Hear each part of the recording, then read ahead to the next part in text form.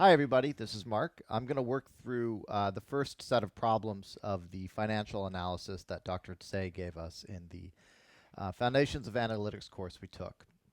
I'm going to start from a very basic level and work us through some of the definitions and the equations, and then actually work through the examples from the deterministic analysis through Monte Carlo simulation to using Monte Carlo for the stochastic analysis. And I'm going to talk about Excel functions and everything else.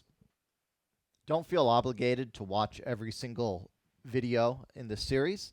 I'm not really sure what level we're coming, what level of math that each of you have. So I'm really trying to cover the gambit from people who don't remember anything to people who remember pretty much everything. But just need a little bit of help. All of these slides and Excel spreadsheet I'll make available online. It should be posted in a link as part of this video.